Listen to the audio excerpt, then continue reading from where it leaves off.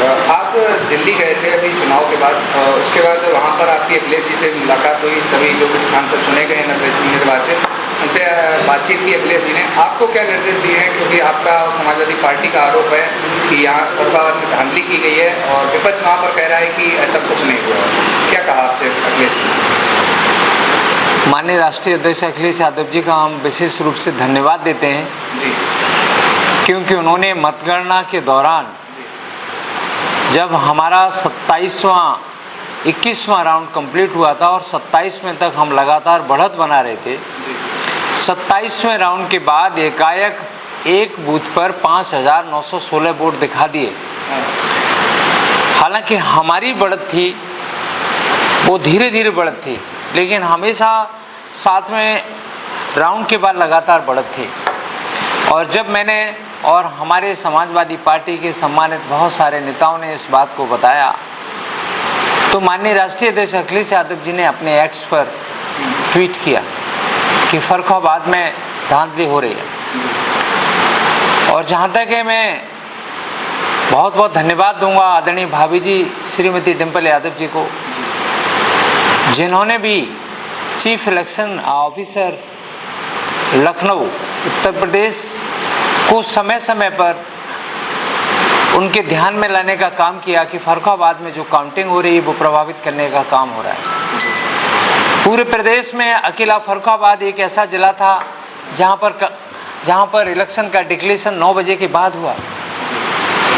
रायबरेली में सोचो 3 बजे के आसपास डिक्लेयर हो गया था।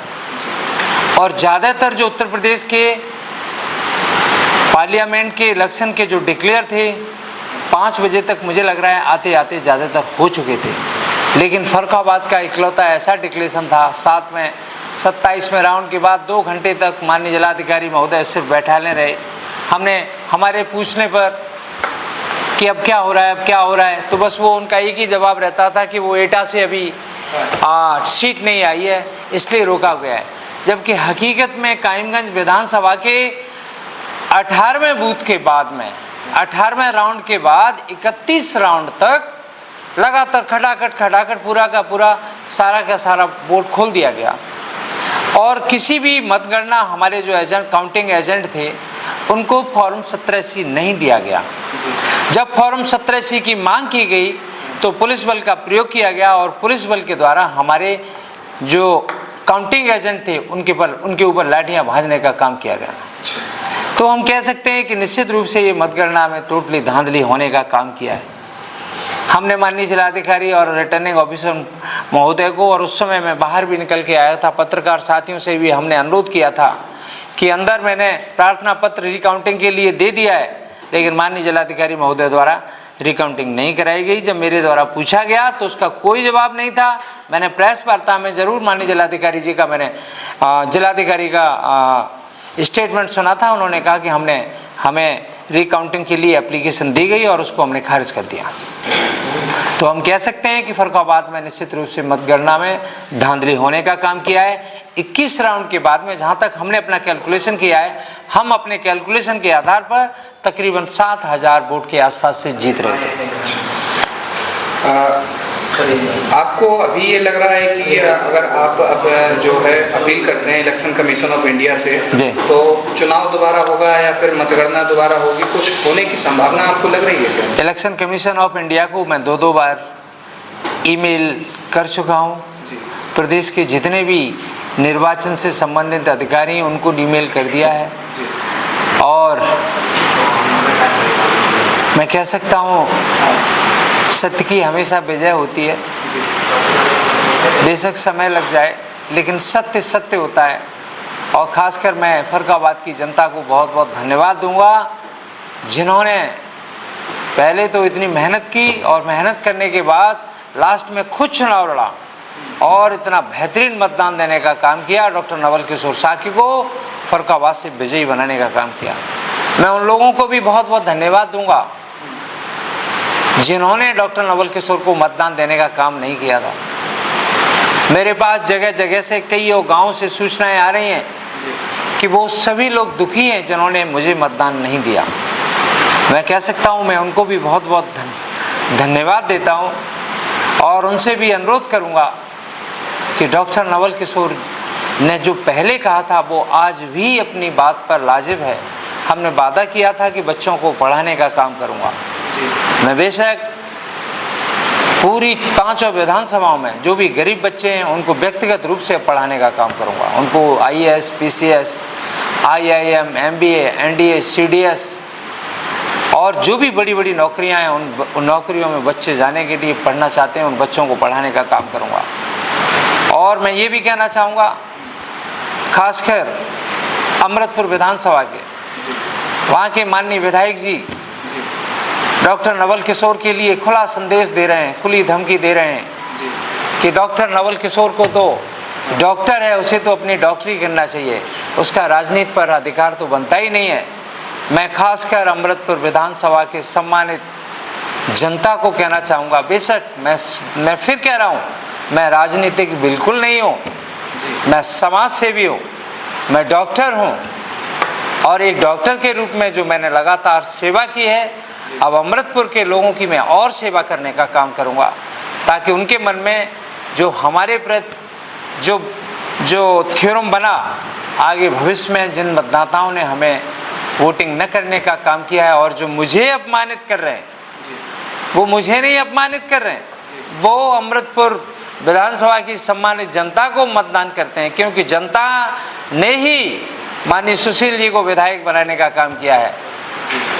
माननीय सुशील साहब कि कोई ऊपर से आसमान से टपके नहीं है, तो हम कह सकते हैं कि वो डॉक्टर नवल किशोर का तो अपमान कर ही रहे हैं, लेकिन सम्मानित जनता का सम्मानित जनता का भी वो अपमान करने का काम कर रहे हैं। जनता का अपमान ज़्यादा कर रहे हैं, आपका कम कर रहे हैं। बेशक। एक चीज़ बताइए सर, उत्तर प्रदेश के पूर्व CM अखिलेश यादव जी और फर्रुखाबाद की जनता की बात की जाए तो वो आपको कहीं ना कहीं मान रहे हैं कि आप ही उनके सांसद हैं। बेशक, जैसे मुझे याद है, मैं धन्यवाद दूंगा अपने राष्ट्रीय अध्यक्ष माननीय अखिलेश यादव जी का।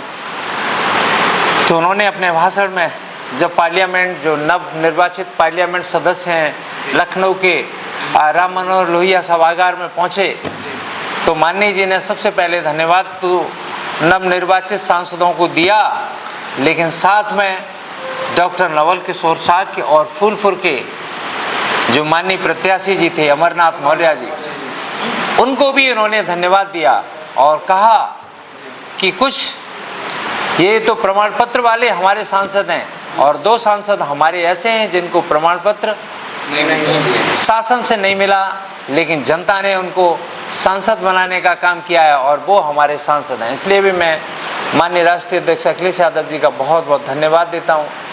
फर्रुखाबाद की जनता आपके लिए मुहिम चला रही है, लगातार ट्वीट चल रहे हैं, लगातार फेसबुक पे आप ट्रेंडिंग में चल रही है जी। जनता, बहुत सारे लोगों की ऐसी वीडियो आई है जिनके आंखों में आंसू भी देखे जा सकते हैं। क्या कहेंगे फर्रुखाबाद की जनता में आपको एक हैशटैग अभी भी इतना प्यार मिल रहा है? एक हैशटैग चलाया जा रहा है justice for doctor Naval Kishore, उसके बारे में क्या? मेरा तो यही है, जब सारे हथियार ख़त्म हो जाते हैं, सारे न्याय की उम्मीद ख़त्म हो जाती हैं, तो कोई भी व्यक्ति है वो जनता की अदालत में जाती है और जनता की अदालत एक दुनिया की सबसे बड़ी ऐसी अदालत है, उसने जो तय कर लिया वही होता है।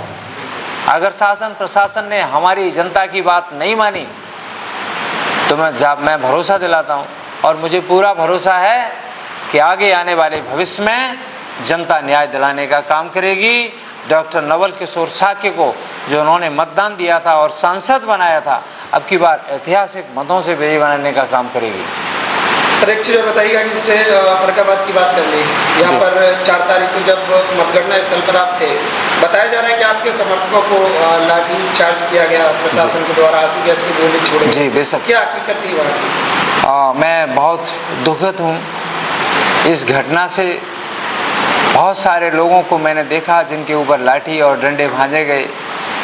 बहुत सारे लोगों को ब्लंट इंजरी एब्डोमेन हुआ, ब्लंट इंजरी चेस्ट हुआ।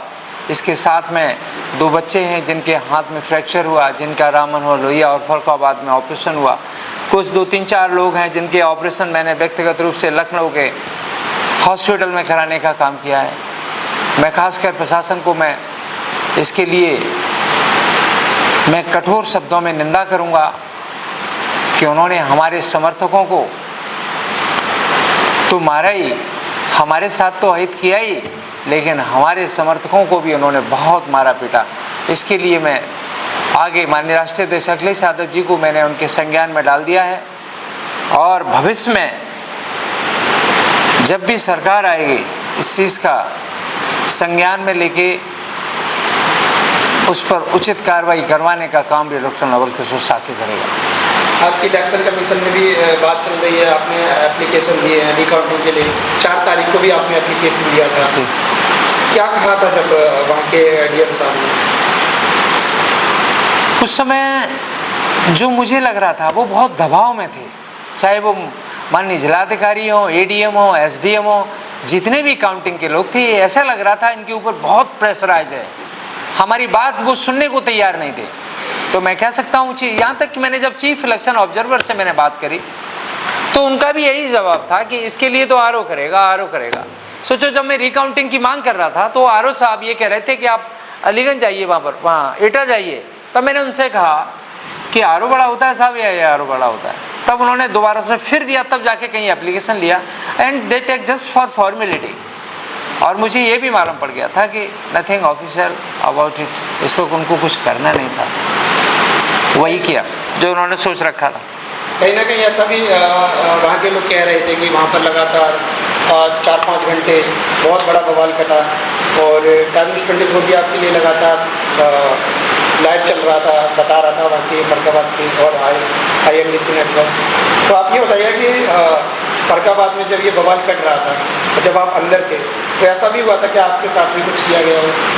नहीं, मेरे साथ हाँ, जब हम कायमगंज विधानसभा की जहाँ पर काउंटिंग हो रही थी, काउंटिंग स्थल पर गए तो वहाँ का एक पुलिस का कांस्टेबल था, तो उसने मेरे साथ मिसबिहेव किया, और इस बात की इसकी कंप्लेंट जब मैंने सीडीओ और ये एसडीएम को बताया तो वो भी सब मिली भगत थी कायमगंज विधानसभा के। इवन कि जब मैंने कहा कि 18वां राउंड की अभी डिस्प्ले पे काउंटिंग को प्रदर्शित नहीं किया गया है और आपने 31 खोल दिया, हमारे जो काउंटिंग एजेंट हैं वो ये कह रहे हैं कि आप अनाउंस करिए, तो ही जस्ट अनाउंसिंग ओनली 3 बूथ 19, 20, 21, और वो भी सही तरह से उन्होंने डिक्लेयर नहीं किया।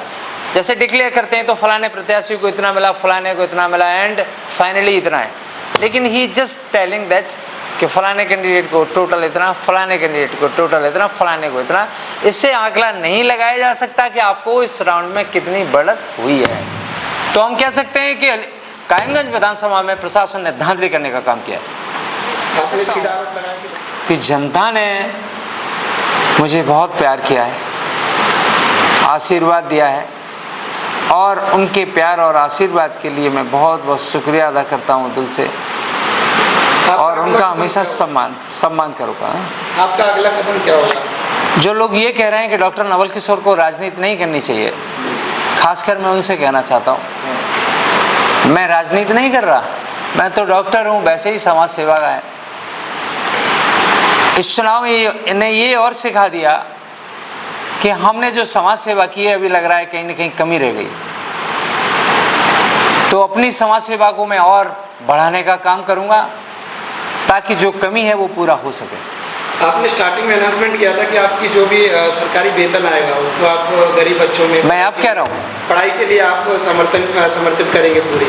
तो अभी आपने अभी बताया, मैं अभी भी कह रहा हूँ, मैं आज भी कह रहा हूँ, आपके